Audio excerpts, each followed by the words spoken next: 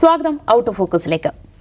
ഉപതെരഞ്ഞെടുപ്പ് നടന്ന പാലക്കാടും ചേലക്കരയിലും വയനാട്ടിലും ജനവിധി എന്താകുമെന്നറിയാനുള്ള ആകാംക്ഷയിലാണ് ഏവരും. അതിനി അധികം കാത്തിരിക്കേണ്ടതില്ല. നാളെയാണ് വോട്ടെണ്ണൽ. 8:30 ആദ്യ ഫലസൂചനകൾ പുറത്തുവരും. ഒരു 10-11 മണിയാകുമ്പോൾ തന്നെ മണ്ഡലങ്ങൾ ആർക്കൊപ്പമാണ് എന്നത് നമുക്ക് ഉറപ്പിക്കാൻ കഴിയും.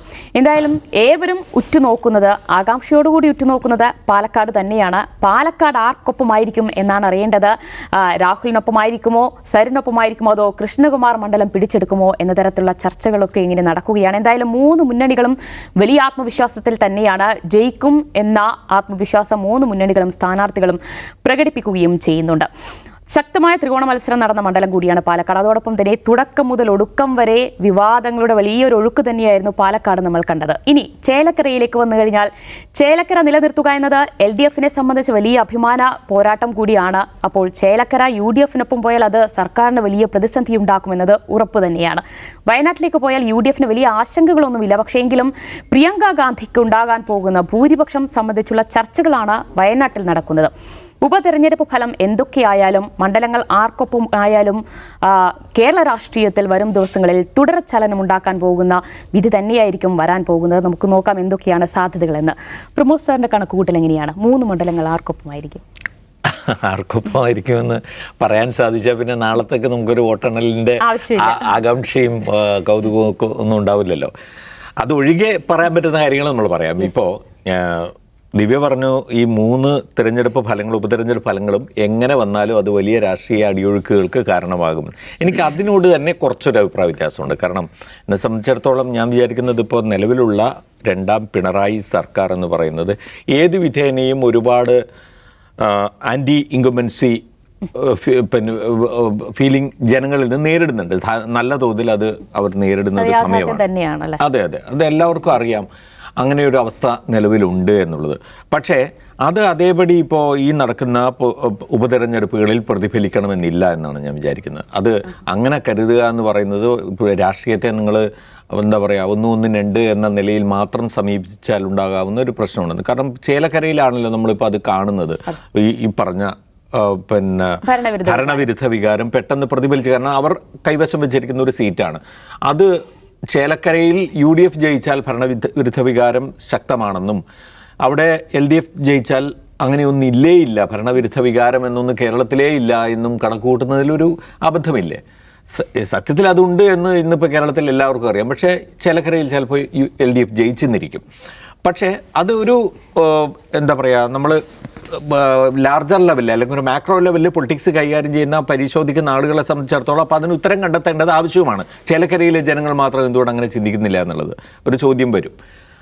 അപ്പോൾ അതവിടെ നിൽക്കട്ടെ. ഞാൻ പറഞ്ഞു വരുന്നത്, അത് അങ്ങനെ നോക്കുമ്പോൾ ഈ 2 നിയമസഭാ ഉപതെരഞ്ഞെടുപ്പുകളും പിന്നെ ലോക്സഭാ ഉപതെരഞ്ഞെടുപ്പ് എന്ന നിലയിൽ മിക്കവാറും നമുക്ക് ഏറെക്കുറെ ഉറപ്പിക്കാൻ കഴിയുന്ന ഒരു ഫലം പ്രതീക്ഷിക്കുന്ന വയനാട് മാറ്റിവെച്ച് കഴിഞ്ഞാൽ ഈ 2 മണ്ഡലങ്ങളിലേക്ക് വന്നു കഴിഞ്ഞാൽ, ഇപ്പോൾ പാലക്കാട് ഈ എന്താണ് അവിടെ നടക്കുന്നത് എന്നതാണ്, എന്ത് ഉപതെരഞ്ഞെടുപ്പാണ് നടക്കുന്നത് എന്നത് വളരെ വളരെ പ്രധാനപ്പെട്ട ഒരു കാര്യമാണ് എന്നാണ് ഞാൻ വിചാരിക്കുന്നത്. ഞാൻ രാഷ്ട്രീയത്തിൽ നമ്മൾ പൊതുവെ പറയാറുണ്ട്, ഒരു ലോക്സഭാ തെരഞ്ഞെടുപ്പ് പോലെയല്ല ഒരു നിയമസഭാ തെരഞ്ഞെടുപ്പ്, ലോക്സഭാ ഉപതെരഞ്ഞെടുപ്പ് പോലെയല്ല നിയമസഭാ ഉപതെരഞ്ഞെടുപ്പ്, ഇനി പഞ്ചായത്ത് തെരഞ്ഞെടുപ്പ് പോലെയല്ല നിയമസഭാ തെരഞ്ഞെടുപ്പ്, ഇതൊന്നുമല്ല ലോക്സഭാ തെരഞ്ഞെടുപ്പിൻ്റെ വേറെ അത് ലാർജർ ലെവലിൽ വരുമ്പോൾ. അപ്പം അങ്ങനെ പല തരത്തിലുള്ള ഫാക്ടേഴ്സ് വർക്ക് ചെയ്യുന്നു എന്ന് പറയുന്നത് വളരെ ശരിയാണെന്ന് സമീപകാലത്തെ പല തെരഞ്ഞെടുപ്പ് ഫലങ്ങളും നമുക്ക് പറഞ്ഞു തന്നിട്ടുണ്ട്. ഇപ്പോൾ ഉദാഹരണത്തിന് തന്നെ പാലക്കാട് മണ്ഡലത്തിൽ ഏറ്റവും ഒടുവിൽ നടന്നത് എന്താ? ലോക്സഭാ തെരഞ്ഞെടുപ്പാണ് അല്ലേ? ഒരു ജനറൽ ഇലക്ഷൻ്റെ ഭാഗമായിട്ട് നടന്ന തെരഞ്ഞെടുപ്പാണ്. അവിടെ എല്ലാവരും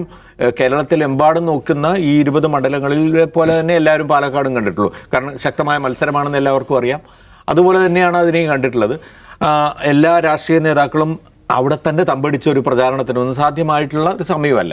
പക്ഷേ നമ്മൾ കാണേണ്ടതെന്ന് വെച്ചാൽ, കഴിഞ്ഞ ലോക്സഭാ തെരഞ്ഞെടുപ്പിൽ പിന്നെ അവരുടെ UDFന് അവിടെ വന്നിട്ടുള്ള ലീഡ്, VK ശ്രീകണ്ഠന് വന്നിട്ടുള്ള ലീഡ് നോക്കിക്കഴിഞ്ഞാൽ 9706 അപ്പോൾ ഈ 9706 ആത്യന്തികമായി പാലക്കാട് മണ്ഡലത്തിൽ UDFൻ്റെ ലീഡ് എന്ന് നമുക്ക് പറയാൻ പറ്റുമോ? അങ്ങനെ പറയാനും കഴിയില്ല. അപ്പോൾ അത് കഴിഞ്ഞിട്ട് ഇപ്പോൾ 5-6 മാസം ആവുന്നതേ ഉള്ളൂ. അപ്പോൾ അതാണ് അവരുടെ ഫൈനലി അവർക്ക് അവിടെയുള്ള ലീഡ് എന്ന് നമുക്ക് പറയാൻ കഴിയില്ല. അപ്പോൾ ഈ 9706 പക്ഷേ കഴിഞ്ഞ തവണ കിട്ടിയത് എന്തുകൊണ്ടായിരിക്കും? അത് അവിടെ മത്സര രംഗത്ത് BJPയുടെ സ്ഥാനാർത്ഥിയായിട്ട് പിന്നെ ഇദ്ദേഹം തന്നെയാണ്, കൃഷ്ണകുമാർ തന്നെയാണ് ഉണ്ടായിരുന്നത്. പിന്നെ പോളിറ്റ് ബ്യൂറോ അംഗം വിജയരാഘവനായിരുന്നു LDFിൻ്റെ സ്ഥാനാർത്ഥി. പോളിറ്റ് ബ്യൂറോ അംഗമായിട്ട് കൂടിയും എന്നുള്ളതാണ്. അപ്പോൾ സാമാന്യം തരക്കേടില്ലാത്തൊരു ഭൂരിപക്ഷം അവർക്ക് ആ മണ്ഡലത്തിൽ ഉണ്ട്. 10,000-നടുത്ത ഭൂരിപക്ഷം എന്ന് വേണമെങ്കിൽ പറയാം. അതങ്ങ് നിലനിർത്തിയാൽ പോരെ, വളരെ എളുപ്പമല്ലേ? പാലക്കാട് മണ്ഡലത്തിലെ പിന്നെ ഫലപ്രവചനത്തിന് നമുക്ക് ഒരു തടസ്സവുമില്ല അങ്ങനെ നോക്കുകയാണെങ്കിൽ. 6 മാസം മുമ്പത്തെ കാര്യമാണ് ഈ പറയുന്നത്. പക്ഷെ എന്തുകൊണ്ട് നമ്മൾ അതിൽ വിശ്വസിക്കുന്നില്ല? അതിൽ വിശ്വസിക്കാത്തതിൻ്റെ ഒരു പ്രധാന കാരണം, നടക്കുന്നത് നിയമസഭാ തെരഞ്ഞെടുപ്പാണ്. അതിൻ്റെ ഏറ്റവും ഒടുവിലത്തെ ഫലം എന്ന് നോക്കിക്കഴിഞ്ഞാൽ 2021 നിയമസഭാ തെരഞ്ഞെടുപ്പാണ് എന്നുള്ളതാണ്. അവിടെ സംഭവിച്ചിരിക്കുന്നതോ, അവിടെ ഷാഫി പറമ്പിൽ എന്ന അതിന് തൊട്ടു മുമ്പത്തെ തെരഞ്ഞെടുപ്പിൽ നല്ല ഭൂരിപക്ഷത്തിന് വിജയിച്ച ഷാഫി 3000 ചില്ലുവാനും വോട്ടിന് 3859 വോട്ടിനാണ് ജയിക്കുന്നത് എന്നാണ്. വളരെ സോ കണ്ടസ്റ്റഡ് ഒരു ട്രൈപോൾ, ഒരു ട്രയാങ്കുലർ കോണ്ടസ്റ്റ് എന്ന് വേണമെങ്കിൽ പറയാം. അപ്പോൾ അങ്ങനെ സംഭവിച്ചുകൊണ്ടാണ് പാലക്കാടിൻ്റെ സ്ഥിതി തന്നെ ഇത്രയധികം ചർച്ച ചെയ്യപ്പെടുന്നത്. അപ്പോൾ നോക്കൂ, അപ്പോൾ ഈ രണ്ട് തരത്തിലുള്ള വിധി എങ്ങനെ ഉണ്ടാകുന്നു? ഒരേ മണ്ഡലത്തിലെ ഒരേ തരം മിക്കവാറും ഒക്കെ ഒരേ വോട്ടർമാർക്കിടയിൽ ഉണ്ടാകുന്നു. അപ്പോൾ രാഷ്ട്രീയമാണ് ഈ കണക്കുകളെക്കാളൊക്കെ രാഷ്ട്രീയം മാറി മാറി വരുന്നു. ഓരോ തെരഞ്ഞെടുപ്പ് ആകുമ്പോഴേക്കും അതിൻ്റെ ഫോക്കസ് മാറുന്നു തുടങ്ങിയ കാര്യങ്ങളാണുള്ളത്. അപ്പോൾ ഈ 3806 വോട്ട് എന്നുള്ളത് നിങ്ങൾ നോക്കൂ. 3859 വോട്ട് ഷാഫിക്ക് ലീഡ് കിട്ടിയ, അല്ലെങ്കിൽ ഭൂരിപക്ഷം കിട്ടിയ പാലക്കാട്ടെ 2021 ഉപതെരഞ്ഞെടുപ്പിൻ്റെ ഫലം ഒന്ന് ഡിവൈഡ് ചെയ്ത് നോക്കിക്കഴിഞ്ഞാൽ ഇപ്പം നമുക്കറിയാം, അവിടെ പാലക്കാട് നഗരസഭ കൂടാതെ പിരായിരി പഞ്ചായത്ത്, പിന്നെ മാത്തൂർ, കണ്ണാടി, ഇതാണല്ലോ ഉള്ളത്. പിരായിരി പഞ്ചായത്തിൽ ഷാഫിക്ക് പിന്നെ LDFിനേക്കാളാണ് ലീഡ് കിട്ടിയിരിക്കുന്നത്. 12,815 പിന്നെ ഷാഫി ആണെങ്കിൽ 6,614 LDF ആണ് പിരായിരിയിൽ. മാത്തൂരിലോ 6,445 UDFന്, 6,475 LDF മുന്നിൽ. കണ്ണാടിയിലോ 5,965 UDF, 6,078 LDF. കണ്ണാടി, മാത്തൂർ രണ്ട് പഞ്ചായത്തിലും LDFന് നേരിയ ലീഡുണ്ട്. ഈ വളരെ ശക്തമായി പിന്നെ മത്സരം നടന്ന ഒരു തെരഞ്ഞെടുപ്പിൻ്റെ കാര്യമാണ് ഞാൻ പറയുന്നത്. കാരണം അവിടെ ശ്രീധരന് രണ്ടിടത്തുമായിട്ട്, മാത്തൂർ 3,960 പിന്നെ കണ്ണാടിയിൽ 4,697 വോട്ട് കിട്ടിയിട്ടുണ്ട്. വളരെ ശക്തമായ തെരഞ്ഞെടുപ്പ് നടന്ന ഒരു പിന്നെ ഘട്ടമാണ് എന്ന് നോക്കൂ. പക്ഷേ ഇതിനെയെല്ലാം മറികടക്കുന്ന രീതിയിൽ പിന്നെ 3,859 ലീഡ് നേടാൻ കഴിഞ്ഞത് നഗരസഭയിൽ തന്നെയാണ്.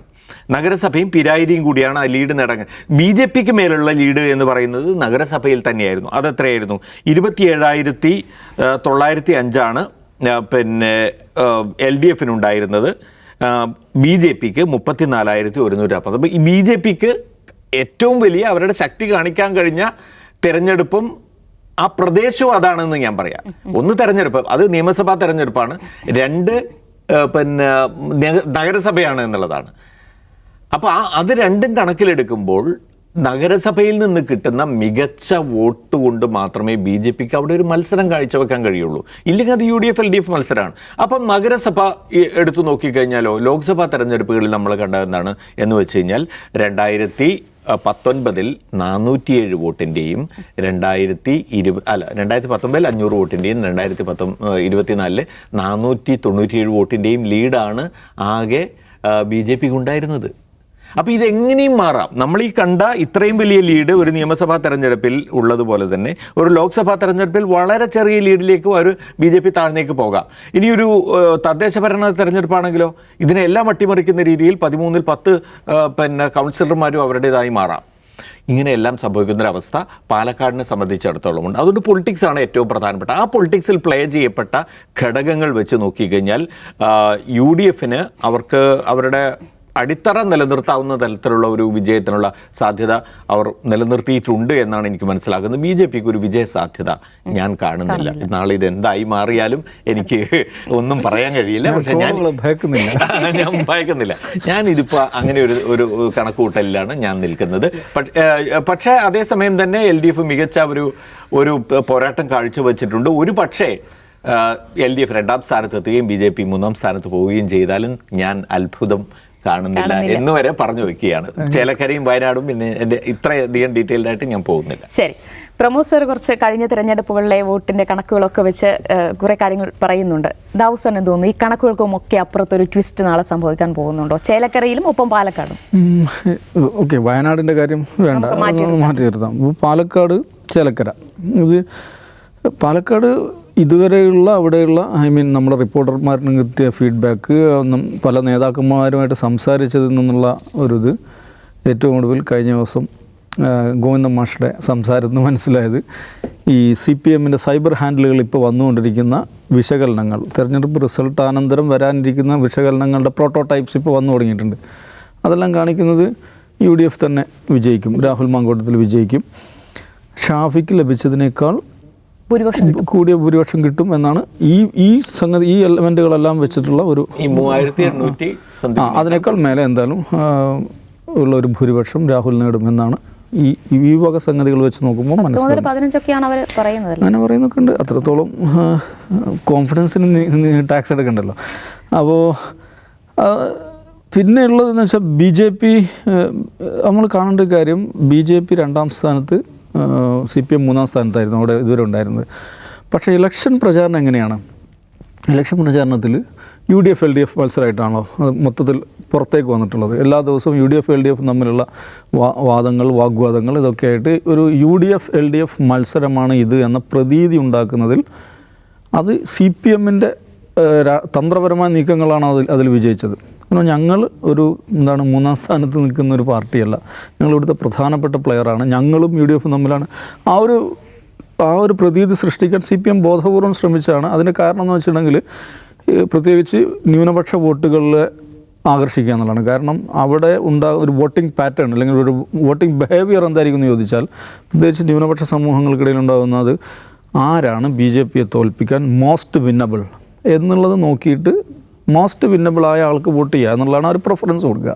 അപ്പോൾ വി ആർ ഹിയർ, ഞങ്ങൾ 3ാം സ്ഥാനത്തല്ല, ഞങ്ങൾ BJP-യെ തോൽപ്പിക്കാൻ ഞങ്ങൾ ഇവിടെയുണ്ട്, 1ാം സ്ഥാനത്തേക്ക് ഞങ്ങൾ ഇവിടെയുണ്ട് എന്ന പ്രതീതി സൃഷ്ടിക്കാൻ വേണ്ടിയാണ് CPM ശ്രമിച്ചത്.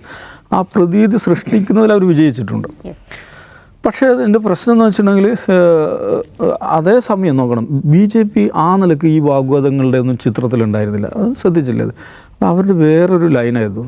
അവരുടേത് എന്താണ്, വളരെ സൈലൻ്റായിട്ടുള്ള വർക്കായിരുന്നു. ഇലക്ഷൻ എൻജിനീയറിംഗ് എന്ന് പറയാവുന്ന പണിയാണ് ചെയ്ത് കൂടുതലും RSS പ്രചാരകന്മാരെ ഉപയോഗപ്പെടുത്തിക്കൊണ്ട് അതിന് ഒന്നെന്ന് വെച്ചാൽ ഗ്രൗണ്ടിൽ കൂടുതൽ എൻഗേജ് ചെയ്യുക എന്നുള്ളതാണ്. രണ്ടാമത്തത് വലിയ വലിയ നേതാക്കന്മാരെ കൊണ്ടുവന്ന് വലിയ റാലികൾ നടത്തുന്നു, പ്രസംഗങ്ങൾ നടത്തുന്നു, ഭയങ്കര ഒരു കോലാഹലം സൃഷ്ടിക്കുമ്പോൾ ദൈവന്മാർ ജയിക്കാൻ പോവുകയാണ് എന്ന വിചാരമുണ്ടായിക്കഴിഞ്ഞാൽ BJP വിരുദ്ധ വോട്ടുകൾ കൺസോളിഡേറ്റ് ചെയ്യപ്പെടും, അത് ഏകീകരിക്കപ്പെടും, ഈ പറയുന്ന മോസ്റ്റ് വിന്നബിൾ ക്യാൻഡിഡേറ്റ് കേന്ദ്രീകരിക്കപ്പെടും. അങ്ങനെ വരരുത് എന്നുള്ള ഒരു ധാരണയിലാണ് BJP ഇത്രയും സൈലൻ്റായിട്ട് വർക്ക് ചെയ്തത്. പക്ഷെ അവർ ഗംഭീരമായിട്ട് വർക്ക് ചെയ്തിട്ടുണ്ട്. അപ്പോൾ ആ ഒരു വർക്കിൻ്റെ അളവ്, അത് എത്രത്തോളം ആളുകൾ സ്വീകരിച്ചു എന്നൊക്കെയുള്ളൊരു പ്രശ്നം അവിടെയുണ്ട്. പിന്നെ BJP-ക്കകത്ത് തുടക്കത്തിൽ നമ്മൾ തന്നെ പല റിപ്പോർട്ട് ചെയ്ത കുറേ കാര്യങ്ങളുണ്ട്. ഈ BJP-ക്കകത്തുള്ള പടലപ്പിണക്കങ്ങൾ അത് പാച്ചപ്പ് ചെയ്യുന്നതിൽ അവർ എന്തുമാത്രം വിജയിച്ചിട്ടുണ്ടെന്നൊരു ക്വസ്റ്റ്യൻ ഉണ്ട്. പിന്നെ ഉള്ളത് ഇപ്പോൾ ഈ ഇലക്ഷന് ശേഷം ചില മാധ്യമങ്ങൾ കൊണ്ടുവരുന്നൊരു വിശകലനം, മുനമ്പത്തെ മുൻനിർത്തി പാലക്കാട്ടെ ക്രൈസ്തവ വോട്ടുകൾ BJP-ക്ക് വേണ്ടി ഏകീകരിക്കപ്പെട്ടു. അത് അത്ര ശരിയാണെന്ന് എനിക്ക് തോന്നുന്നില്ല. കാരണം ഒന്നാമത്തത് അങ്ങനെ ഒരു ഭയങ്കരമായൊരു ക്രൈസ്തവ സെൻറ്റിമെൻറ്റിനെ ടച്ച് ചെയ്യുന്നൊരു വിഷയമായിട്ട് അത് വികസിപ്പിക്കാൻ ശ്രമിച്ചിട്ടുണ്ട്. പക്ഷെ അത് വികസിച്ചിട്ടുണ്ടെന്ന് എനിക്ക് തോന്നുന്നില്ല. ഇതേക്കാൾ വലിയ, ഇപ്പോൾ തൃക്കാക്കര ഉപതെരഞ്ഞെടുപ്പ് നടക്കുമ്പോൾ ഈ പറയുന്ന ക്രിസ്ത്യൻ വോട്ടുകൾ BJP-യിലേക്ക് എത്തിക്കാൻ വേണ്ടിയുള്ള ശ്രമം ഇതേക്കാൾ മാരകമായി നടന്നിട്ടുണ്ട്. കേരളത്തിൻ്റെ ആസ്ഥാന കാളകൂടം എന്ന് വിശേഷിപ്പിക്കാവുന്ന PC ജോർജ് നേരിട്ടിറങ്ങിയിട്ടാണ് അവിടെ പണിയെടുത്തത്. പ്രത്യേകിച്ചൊരു കാര്യം ഉണ്ടായിട്ടില്ല അവിടെ BJP-ക്ക്. അതുകൊണ്ട് അത് വർക്ക് ചെയ്യുന്നൊരു സംഗതിയാണെന്ന് എനിക്ക് തോന്നുന്നില്ല. ഇപ്പോഴത്തെ ഒരു ജനറൽ ഇത് വെച്ചിട്ട് UDF രാഹുൽ മാങ്കൂട്ടത്തിൽ വിജയിക്കുകയും BJP 2ാം സ്ഥാനത്തുകയും ചെയ്യുന്ന ഒരു നിലയിലായിരിക്കും ഇത് വരിക എന്നാണ് എനിക്ക് തോന്നുന്നത്. ചേലക്കരയിലേക്ക് വന്ന ഞാൻ മുമ്പ് നമ്മൾ ഈ ഉപതെരഞ്ഞെടുപ്പിനെ കുറിച്ച് ഡിസ്കസ് ചെയ്യുമ്പോൾ പറഞ്ഞ കാര്യമാണ്, ഈ ഉപതെരഞ്ഞെടുപ്പിലെ ഏറ്റവും ശരിയായ മത്സരം നടക്കുന്ന എവിടെയാണെന്ന് വെച്ചാൽ ചേലക്കരയാണ്. എന്തെങ്കിലും രാഷ്ട്രീയ പ്രാധാന്യമുള്ള, കാരണം പാലക്കാട് CPM ഇപ്പോൾ 3ാം സ്ഥാനത്താണ് എത്തുന്നത് വിചാരിക്കുക. അവർക്ക് ഇപ്പോൾ ഉള്ളതിനേക്കാൾ ഒരു 3 വോട്ട് അധികം കിട്ടിയാൽ മതി, 1 വോട്ട് അധികം കിട്ടിയാൽ മതി, അവർക്ക് രാഷ്ട്രീയമായ വിജയമാണ്. ഇതേ നോക്കൂ, ഞങ്ങൾക്ക് നേരത്തെ ഉള്ളതിനേക്കാൾ 1 വോട്ട് അധികം ലഭിച്ചു എന്നവർക്ക് പറയാൻ പറ്റില്ല. അവരെ സംബന്ധിച്ചിടത്തോളം ഒരു രാഷ്ട്രീയ പരാജയം അല്ലെങ്കിൽ ഏതെങ്കിലും രാഷ്ട്രീയ തിരിച്ചടിയെന്ന് പാലക്കാട് തിരഞ്ഞെടുപ്പ് പാലക്കാട് ഒരു 3-ാം സ്ഥാനത്ത് പോയാൽ പോലും പറയാൻ പറ്റില്ല. വയനാട്ടിൽ വേറൊരു പിക്ചറാണ്. പക്ഷേ ചേലക്കര അങ്ങനെയല്ല. ചേലക്കര CPMൻ്റെ ശക്തി ദുർഗമായിട്ട് നിൽക്കുന്ന ഒരു സ്ഥലമാണ്. കെ രാധാകൃഷ്ണൻ്റെ മണ്ഡലമാണ്. അദ്ദേഹം കയ്യിൽ വെച്ചുകൊണ്ടിരുന്ന സ്ഥലമാണ്. CPMൻ്റെ പാർട്ടി സംവിധാനം ഏറ്റവും മികച്ച രീതിയിൽ പ്രവർത്തിക്കുന്ന സ്ഥലമാണ്. കോൺഗ്രസ്സിനും മഹാഭൂരിപക്ഷം സ്ഥലങ്ങളിലും ബൂത്ത് കമ്മിറ്റികൾ പോലും ഇല്ല. എനിക്ക് തോന്നുന്നു 60% സ്ഥലങ്ങളിൽ മാത്രമേ ബൂത്ത് കമ്മിറ്റികൾ പോലും ഉണ്ടായിരുന്നുള്ളതാണ്. അപ്പം അങ്ങനെ ഒരു സ്ഥലത്ത് അവിടുത്തെ റിസൾട്ട് എന്ത് എന്നുള്ളതാണ്. ഇപ്പം പ്രമോദ് സാർ പറഞ്ഞ ഒരു ഭരണവിരുദ്ധ വികാരം എന്ന് പറയുന്ന സംഗതി, അതിൻ്റെ ഒരു ആഴവും പരപ്പും എത്രയാണ് എന്നൊക്കെ മനസ്സിലാകണമെങ്കിൽ ചേലക്കരയുടെ ഫലമായിരിക്കണം. അപ്പോൾ ചേലക്കരയിൽ കുറിച്ച് ഈ പറഞ്ഞ മാതിരി നമ്മുടെ റിപ്പോർട്ടേഴ്സിനെ ആശ്രയിച്ചാണെങ്കിലും അവിടെ നിന്ന് നമുക്ക് ലഭിക്കുന്ന ഫീഡ്ബാക്കുകൾ വെച്ചാണെങ്കിലും ഉള്ളൊരു ചിത്രം എന്താണെന്ന് വെച്ചിട്ടുണ്ടെങ്കിൽ ചെറിയൊരു ഭൂരിപക്ഷത്തിന് LDF നിലനിർത്തിയേക്കും എന്നുള്ളതാണ്. ഇനി അഥവാ UDF ജയിക്കുകയാണെങ്കിൽ അതും എന്തായിരിക്കും, ഒരു ചെറിയ ഭൂരിപക്ഷത്തിന്, ഒരു 3000-ൻ്റെ ചുറ്റുവട്ടത്തുള്ളൊരു ഭൂരിപക്ഷത്തിന് LDF നിലനിർത്താവുന്ന. ഇനി അഥവാ UDF ജയിക്കുകയാണെങ്കിൽ അതും എന്താണ്, ഒരു 2000-3000-ൻ്റെ ഒരു പരിസരത്തായിരിക്കും എന്നുള്ളതാണ്. അപ്പോൾ ഞാൻ പറയുന്നത് ചേലക്കരയുടെ റിസൾട്ടാണ് ഫിംഗർ ക്രോസ്ഡ് ആയിട്ട് നിൽക്കുന്നത്. ഇപ്പോൾ ചേലക്കരയിൽ ഇവിടെ എല്ലായിടത്തും എവിടെ ആര് ജയിക്കും എന്നുള്ള കേരളത്തിൻ്റെ ഭരണത്തെയോ അതിനൊന്നും ബാധിക്കാൻ പോകുന്ന കാര്യമല്ല. പക്ഷേ ചേലക്കരയിൽ LDF പരാജയപ്പെടുകയാണെന്ന് വിചാരിക്കുക. അങ്ങനെയാണെങ്കിൽ നമ്മളുടെ കേരളത്തിൻ്റെ ഈ മുന്നണി ബന്ധങ്ങളിൽ വരെ ഒരു ഫ്യൂച്ചർ അലൈൻമെൻറ്റിന് അത്തരം ആലോചനകൾ വരെ ഉണ്ടാവും എന്ന് പറഞ്ഞിട്ടുണ്ടെങ്കിൽ കേരള കോൺഗ്രസ് മാണി ഗ്രൂപ്പ് അവർ എവിടെ നിൽക്കണം എന്നതിനെക്കുറിച്ച് ഒരു ആലോചന അവർക്കിടയിൽ വരും. അപ്പോൾ ആ നിലക്ക് അത് പഞ്ചായത്ത് തിരഞ്ഞെടുപ്പ് കൂടെ കഴിഞ്ഞിട്ടായിരിക്കും അത്തരം സംഗതിയിൽ കൂടുതൽ സജീവമാവുക. എനിവേ ഈ ഉപതെരഞ്ഞെടുപ്പുകളിലെ ഏതാണ് ഒരു പൊളിറ്റിക്കലി ചാർജ്ഡ് ആയിട്ടുള്ളതെന്ന് വെച്ചാൽ പാലക്കാടല്ല. പാലക്കാട് ഭയങ്കരമായൊരു സെൻസേഷണൽ ആ സ്വഭാവം കൈവന്നു എന്നുള്ളതാണ്. യഥാർത്ഥത്തിൽ ആ നിലക്കുള്ളൊരു പൊളിറ്റിക്കലി ചാർജ്ഡ് ആയിട്ടുള്ള ചേലക്കരയിൽ അതിനാണ് അതെപ്പോഴും ഈ ന്യൂട്രലായിട്ട് നിൽക്കുന്ന അല്ലെങ്കിൽ ഒരു ലെവൽ പ്ലേയിങ് ഫീൽഡുള്ള സ്ഥലത്തെ ഒരു മത്സരമാണ് എപ്പോഴും ഒരു പൊളിറ്റിക്കലി നമുക്ക് കുറച്ചുകൂടി റീഡ് ചെയ്യാൻ സാധിക്കുക. യെസ്, എന്തായാലും വയനാട്ടിലെ ഭൂരിപക്ഷം രാഹുലിനെക്കാട്ടിലും കൂട്ടോ പ്രിയങ്ക? അങ്ങനെ സാധ്യത. യെസ്, എന്തായാലും ആ രീതിയിലുള്ള വിലയിരുത്തലുകളൊക്കെ വരുന്നുണ്ട്. നമുക്കിനി കാത്തിരിക്കാം. നാളെ കൂടിയേ ഉള്ളൂ. നാളെ ഒരു ഉച്ചയോടുകൂടി തന്നെ നമുക്കറിയാൻ കഴിയും കേരള രാഷ്ട്രീയത്തിൽ തുടർ ചലനങ്ങൾ ഉണ്ടാക്കുന്ന ജനവിധി ആയിരിക്കുമോ അതോ നമ്മൾ പ്രതീക്ഷിക്കുന്നത് പോലെ വലിയ ട്വിസ്റ്റൊന്നുമില്ലാത്ത വിധിയായിരിക്കുമോ എന്നറിയാൻ നമുക്ക് നാളെ കാത്തിരിക്കാം.